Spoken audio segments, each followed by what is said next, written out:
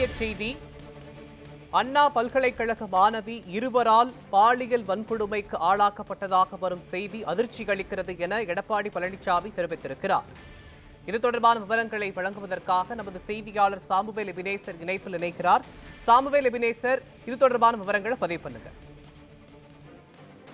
மோகன், அதிமுக பொதுச் செயலாளரும் எதிர்க்கட்சி தலைவர் எடப்பாடி பழனிசாமி தனது எக்ஸ் பக்கத்தில் பதிவிட்டிருக்கக்கூடிய பதிவில் சென்னை அண்ணா பல்கலைக்கழக மாணவி ஒருவர் இருவரால் பாலியல் வன்கொடுமை ஆளாக்கிய செய்தி கேட்டு பெரும் அதிர்ச்சி அடைந்ததாக தனது எக்ஸ் தள பதிவில் தெரிவித்திருக்கிறார்.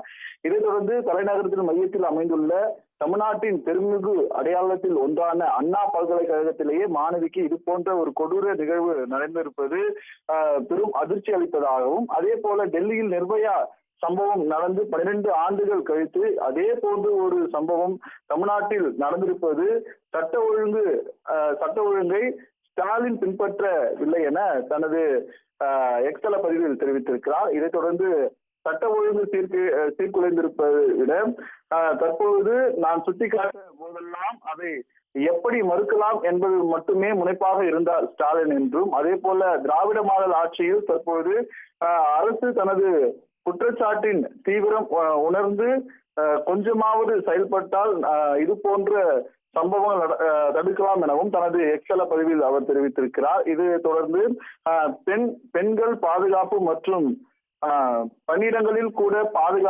பாதுகாப்பாக இருக்கக்கூடாத அளவிற்கு சட்ட ஒழுங்கு தற்போது கெட்டு போயுள்ளதாகவும் விடியா திமுக அரசுக்கு எனது கண்டனம் என்றும் அவர் தனது கண்டனத்தை தெரிவித்திருக்கிறார். உடனடியாக குற்றவாளிகளை கைது செய்து அவர்களுக்கு சட்டப்பூர்வமாக தண்டனை கிடைக்கும் போதெல்லாம்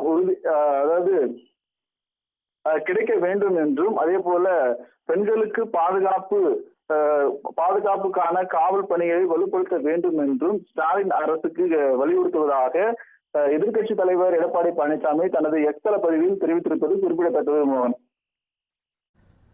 சென்னை அண்ணா பல்கலைக்கழக மாணவி இருவரால் பாலியல் வன்கொடுமைக்கு ஆளாக்கப்பட்டிருப்பது அதிர்ச்சி அளிக்கிறது என்று எதிர்க்கட்சி தலைவர் எடப்பாடி பழனிசாமி கண்டனம் தெரிவித்திருக்கிறார். இது தொடர்பான விவரங்களை வழங்கியதற்கு நன்றி சாமுவேல் எபினேசர்.